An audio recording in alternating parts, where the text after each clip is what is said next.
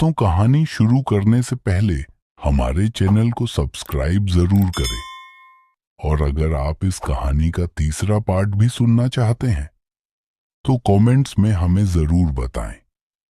तो चलिए शुरू करते हैं। अकाल मृत्यु से मरे लड़के की आत्मा सिद्धेश्वर नाथ के आवाज लगाते ही उसके सामने प्रकट हो जाती है। बदले की आग में धधकते, क्रोध की अग्नि में जलते सिद्धेश्वर नाथ को अच्छा बुरा कुछ नजर नहीं आ रहा था।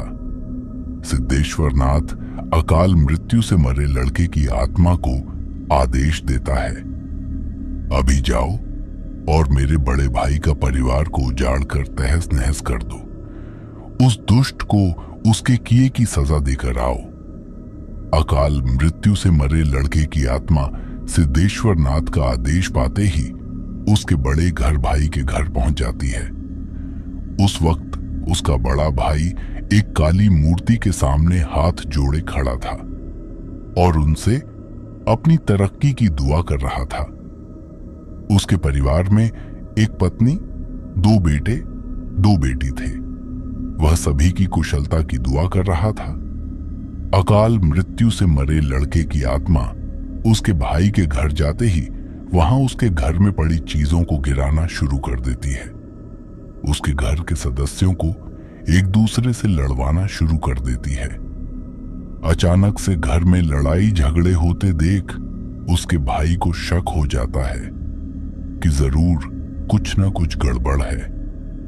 वह अपनी तंत्र विद्या से पता लगाता है कि उसके घर में अचानक से यह क्या होने लग गया। अचानक से इतने लड़ाई झगड़े कैसे होने लग गए? घर के सदस्यों में इतना मनमुटाव कैसे होने लग गया? तब उसे अपने मंत्रों की शक्ति से पता चल जाता है कि उसके घर में एक अकाल मृत्यु से मरे लड़के की आत्मा किसी ने भेजी है और वही आत्मा यह सब कुछ करवा रही है। फिर वह यह आत्मा किसने भेजी है यह पता लगाने के लिए एक और मंत्र जपता है। 101 मंत्र जपते ही उसे पता चल जाता है कि यह आत्मा उसके छोटे भाई सिद्धेश्वर नाथ ने उसके घर में भेजी है। उसका छोटा भाई सिद्धेश्वर नाथ उससे बदला लेने के लिए उस गांव में आ चुका है। मंत्रों द्वारा यह पता लगते ही उसके बड़े भाई भूतेश्वर नाथ का खून खौल जाता है और वह मन ही मन सिद्धेश्वर नाथ को मौत के घाट उतारने की योजना बनाने लग जाता। योजना बनाने के तहत वह एक पुराने काली मंदिर में आता है। काली मंदिर में आने के बाद एक हवन कुंड जलाता है। फिर काले कपड़े पहनकर हवन कुंड के सामने बैठ जाता है।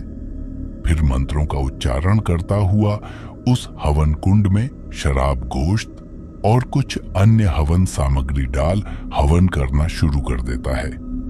हवन समाप्ति पर वह सारी हवन सामग्री एक ही साथ हवन कुंड में डाल देता है। सारी हवन सामग्री, गोश्त और शराब एक साथ हवन कुंड में डालते ही आग धधकती है और धधकती आग में से एक भयानक आकृति वाला आदम कद का राक्षस प्रकट होता है। भूतेश्वर नाथ उस आदम कद राक्षस को आदेश देता है, सबसे पहले मेरे यहाँ आए उस लड़के की आत्मा को यहाँ से हमेशा के लिए भगाओ और फिर मेरे छोटे भाई सिद्धेश्वर नाथ को मौत के घाट उतार दो। अपने आका का आदेश पाते ही आदम कद राक्षस भूतेश्वर नाथ के दोनों काम करने चली जाती है। कुछ ही देर में दोनों अदृश्य शक्तियां आमने सामने आ जाती हैं। अकाल मृत्यु से मरे लड़के की आत्मा और आदम कद राक्षस, जिसे दोनों भाइयों ने एक दूसरे को मारने के लिए भेजा था।